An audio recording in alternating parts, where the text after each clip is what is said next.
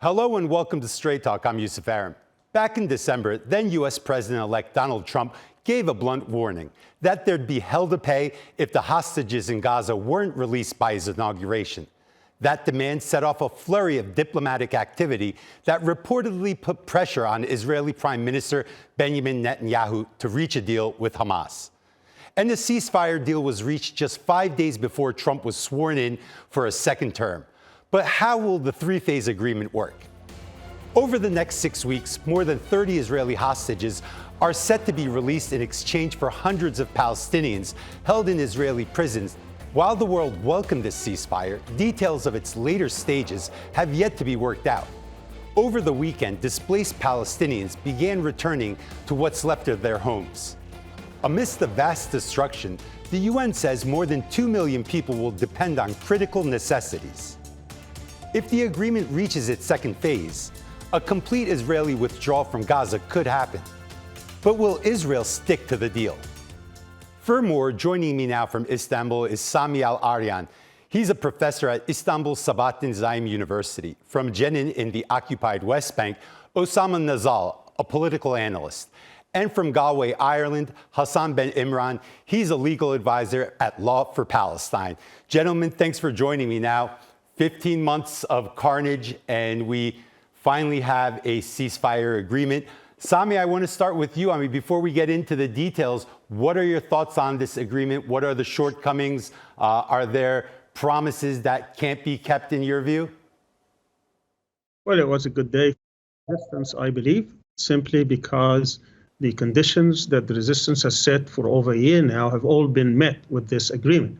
It was a concession by the Israelis. I wouldn't call it concession more than that they have to realize the realities on the ground. They could not defeat or crush or destroy, eradicate, eliminate, use any words you want, the resistance. That was their goal all along, and they failed miserably to do so. It was at the end the realization of reality that they could not end the resistance, and therefore they had to come to terms. They could not free a single hostage from the resistance, and therefore if they wanted their hostages back, and certainly Trump put his foot down, and that tells you when America puts its foot down, Israelis say, and the Americans say jump, Israelis say how high, and that's what they had to face.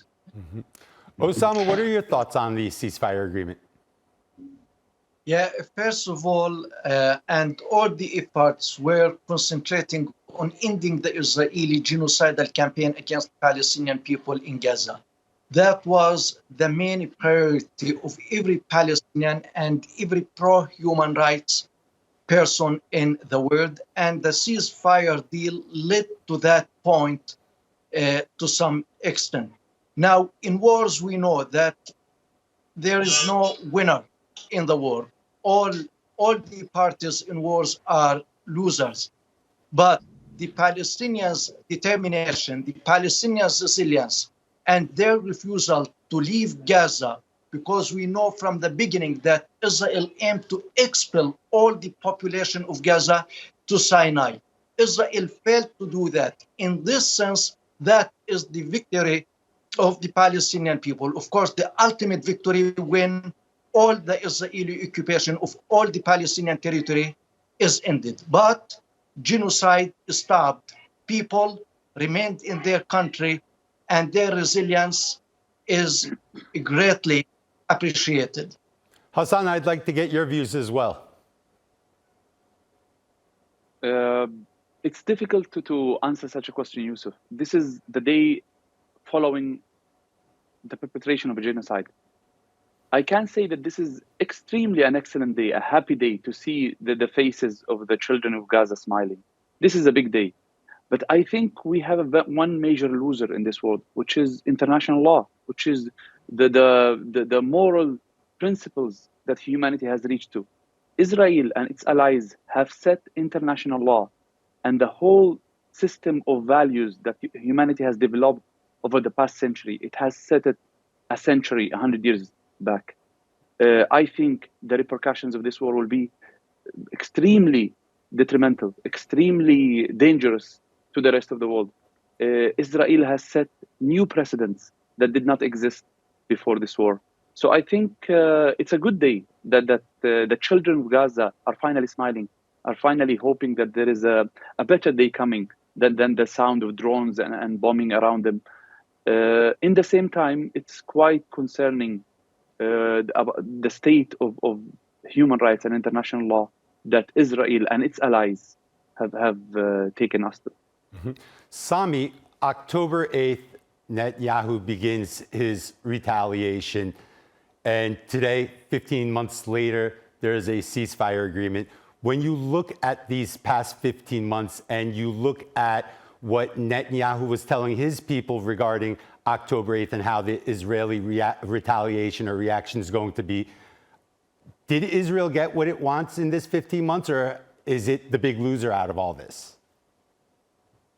I believe it's a big loser. I think Netanyahu has declared from day one that he has three main goals. One was to end and destroy the resistance, particularly Hamas. Two was to dislodge Hamas and dismantle its military units. And three is to return all the Israeli captives without having to pay a price. In other words, through military pressure. And he failed on all these three promises and pledges. Let's also remember that to understand who the winner and losers are, all what you have to do is look at the reaction of the Palestinians. There is a sense of joy, sense of celebration, accomplishment, pride, that they have been able to withstand this onslaught, this genocide, that they didn't leave their homes, that they stayed despite all the carnage, the mayhem, the killing, the slaughter, the massacres. And it was on the other side, the sense of sadness, the sense of miserable reaction of the Israelis. Some of the ministers, when they voted on this deal, they were crying. That's not a scene of a victor. That is a scene of someone who is totally deflated, somebody who feels that despite everything they've done, they failed miserably. And that's, I think, the bottom line, is that they were not able to do this, and they lost big, as Hassan said, in terms of their reputation, in terms of the international law. He is a war criminal wanted by the International Criminal Court, and they are being pursued as a country of genocide. Mm-hmm. The Palestinian people undoubtedly the winners of this ceasefire agreement. But Osama, I want to ask you the exact opposite of what I just asked Sami.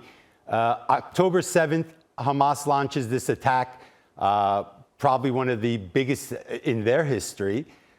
15 months later, when you look back in hindsight, everything you know, would you say that Hamas got what it wanted out of October 7th? Look, October 7th is not the start of history, as we always say, because the Palestinian fight for freedom and independence started long before October 7th. You know, even before the Palestinian Nakba in 1948, the Palestinian people were fighting against the colonial power of Britain. So October 7th was just one round of the Palestinian struggle for freedom and independence, because the Israeli occupation is much determined to continue stealing the Palestinian land, depriving the Palestinian people of their basic rights. While we are speaking now about the ceasefire and about the truce, the Israeli forces right now using their warplanes and their infantry is storming the Palestinian city of Jenin and its refugee camp, shooting in every direction, injuring and killing people. So that is the occupation, and that is its mentality. So what are the people of Palestine expected to do when they have such a situation, but to continue their fight and to continue their struggle until they achieve their freedom and a better life for themselves and for the Palestinian generations to come. Mm-hmm. Hassan, when you look at this past 15 months, would you say we are any closer to a two-state solution in this post-deal atmosphere right now? Has Palestine positioned itself better? I think that the best person to answer this question is the Israeli leadership. And the best people to answer anything that has to do with any solution is the Israeli leadership and Israel itself. Palestinians, with their different leaderships, they had different sets of leadership, they had different sets of political programs.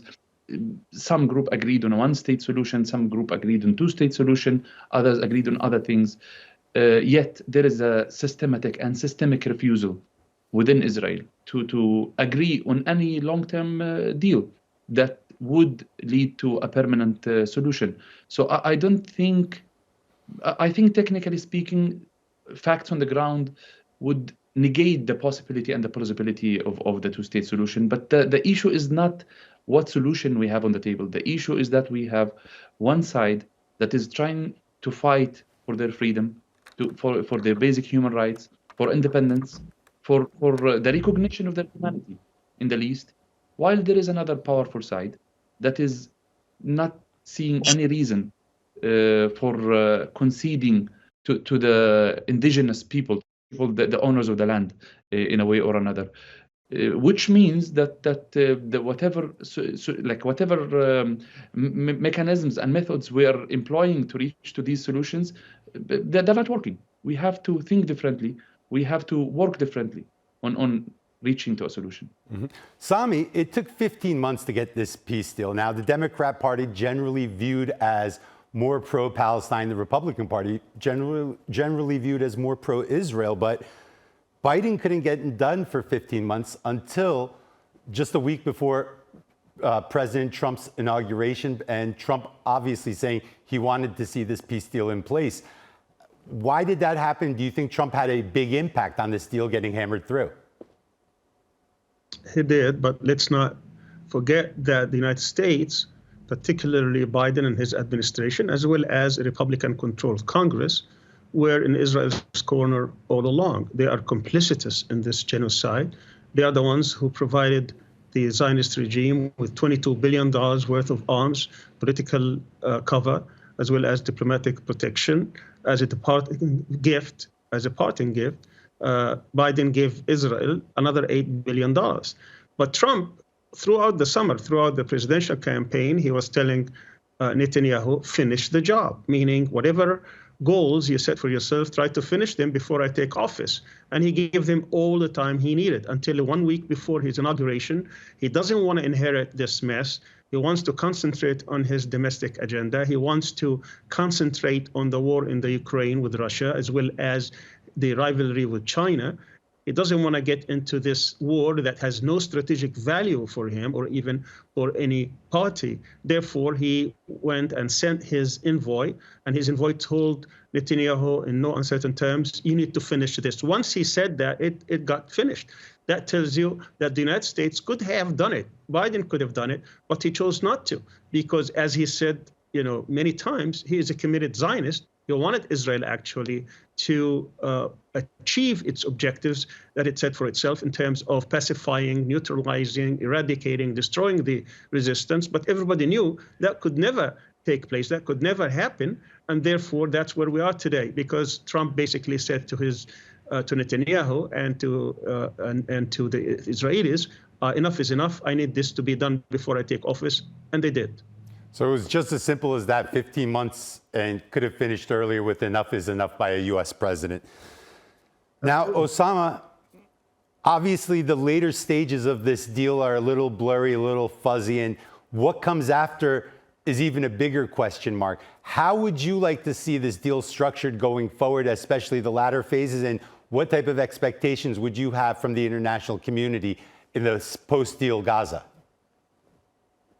Yeah, first we hope that this deal is going to be committed to, is going to hold, and we would not see the Palestinian children and Palestinian women in Gaza being cut into pieces by the Israeli bombs and missiles anymore. And of course, this won't be achieved without having a political solution for the Palestinian cause, because what the international community is talking about today is a ceasefire, but not a comprehensive solution of the Palestinian cause. And as long as Israel continues its occupation, then there will be Palestinian struggle and Palestinian fight, as the Palestinian people are not a lifeless people or a people who accepts subjugation and colonialism and occupation. So if the world is serious about peace in the whole region, I think they have to force Israel, just like Trump forced Netanyahu to stop his genocidal campaign, to force Netanyahu to end Israel's occupation, of all of Palestine. You know, I'm speaking from the West Bank now. The West Bank is turned into a cluster of ghettos, opened and closed by the Israeli soldiers. Yesterday and today, no Palestinian was able to leave his village or his city. The Israeli settlers just yesterday injured 25 Palestinian citizens in the villages near Ramallah. So we are talking about a continuing state of violence, a continuing state of aggression and occupation. And to have peace, you have to have justice. And justice can be achieved by ending Israel's occupation of all of the occupied Palestinian territories. Hassan, as the legal expert on the panel, how do you think the ICJ case against Israeli leadership will continue? Will this have an impact on it? Will that case be forgotten? And also, Prime Minister Netanyahu's own battle against his country's judiciary. Will this peace settlement now probably fast forward these cases against him internally? Starting with the ICJ case, it is working and proceeding independently from the ceasefire deal, because the genocide, whether the ceasefire was reached a year earlier or 6 months earlier, that doesn't change the facts that a genocide has been perpetrated. So the case is proceeding with one difference, hopefully, that the ICJ will allow South Africa to resubmit further evidence now that hopefully Gaza will be accessible by investigators, because South Africa collected evidence during the genocide and submitted evidence during the genocide, which is quite challenging to work on establishing the patterns of conduct, which is one of the major issues in this genocide. It's quite difficult to do it while you are not allowed, and your investigators are not allowed to access the territory of Gaza, which was intentionally done by Israel. But the case will definitely proceed. Netanyahu is now facing arrest warrants by the ICC, the International Criminal Court, which is another international court, different than the ICJ. Now the ICC is expected to expand the mandate of its arrest warrants, as we say, vertically and horizontally, as in more people, more perpetrators, including Ben Gvir, Smotrich, and the heads of the air forces, Air Force in Israel, the commanders of the Israeli army, as well as expand the mandate of the crimes that have been perpetrated to include genocide, to include other war crimes and crimes against humanity that were missing in the initial arrest warrant. So we can say that the international legal pursuit of accountability is proceeding. It's going to gain further momentum after this ceasefire for one major reason, which is that Gaza, which was some sort of a ghetto closed box that people were just learning what's happening in Gaza through journalists and through some footage that arrives online, the situation is going to change. Now Gaza is supposed to be accessible. The investigators, the UN Commission of Inquiries, can access Gaza and can see the horror that is way beyond the description, the capacity of international legal text. Definitely heartbreaking scenes from Gaza. We were playing some of them as you were speaking. Sami, I want to talk Turkey with you right now. Former Secretary of State Antony Blinken recently praised Turkish President Recep Tayyip Erdogan for his influence in bringing Hamas to the table. How important was Turkey's role over this past 15 months, and how would you like to see Turkey position itself in this post-deal Gaza? Well, Turkey is a very important Islamic country, and it's trying all along to bring Muslim countries. It did not want to do a unilateral action. The president, as well as many in his cabinet, were in the Palestinian camp. They were meeting with the resistance leaders. They were always supportive of the Palestinian efforts to bring this war to an end.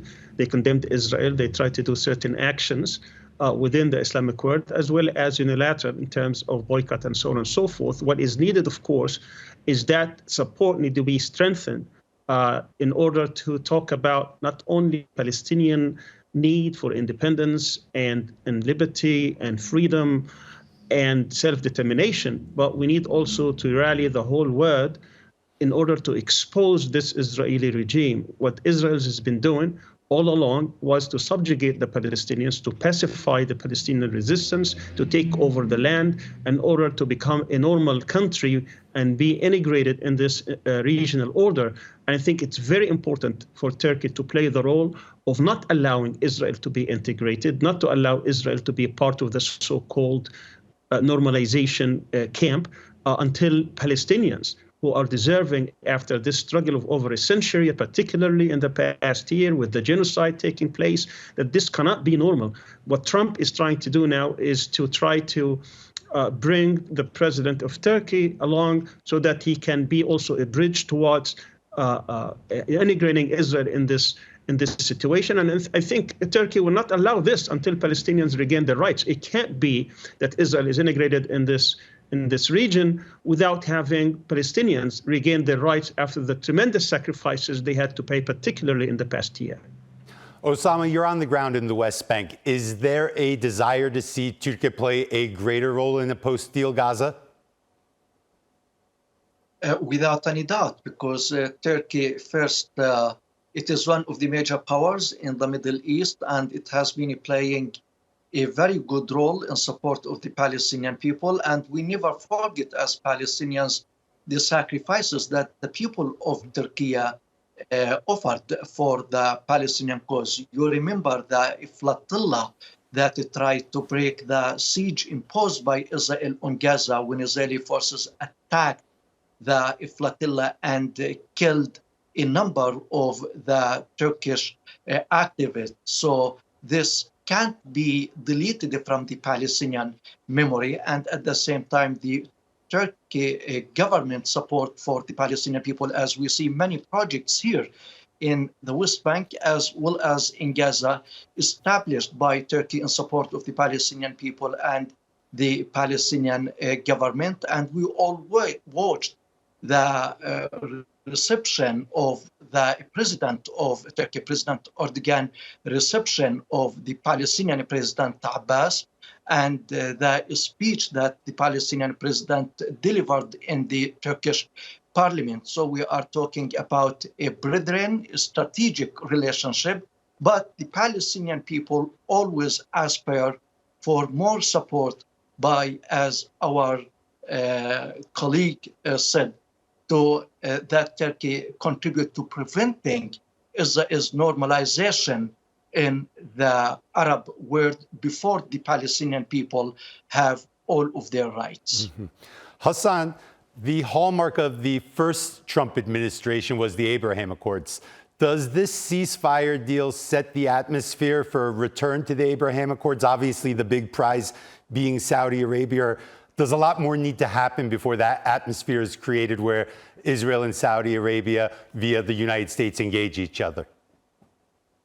I think it's quite difficult to anticipate what's going to follow next because the whole story has not unfolded yet. Netanyahu's fate is not decided yet. The format of the Israeli leadership is not decided yet.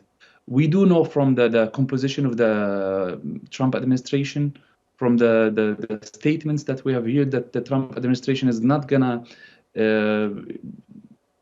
act in a way that is in line with its responsibilities according to international law, and it's what's the expected outcome of a superpower intervening in such a situation. However, it's quite difficult to assume that the Abraham Accords will be resumed following what happened. The past 15 months have changed so many rules of the game. What I would say is we can see that the international institutions themselves will not look the same after this Gaza war, after this genocide. The Trump administration promised sanctions against the ICC staff members, including the prosecutor, including the investigation team and other staff of the court, which means that this might bring the court to a situation where they can't function anymore. That might be practiced against the ICJ, which is the oldest court within the UN system. What I want to say is that it's difficult to anticipate, but what we can see is that it's not going to look well for the international legal system at large. If the promises and the speeches that we heard earlier are actually going to come true. Gentlemen, we're out of time. Sami, Osama, Hassan, thanks for joining me and sharing your valuable analysis and opinions. And that's all for this edition of Straight Talk with me, Yusuf Aram.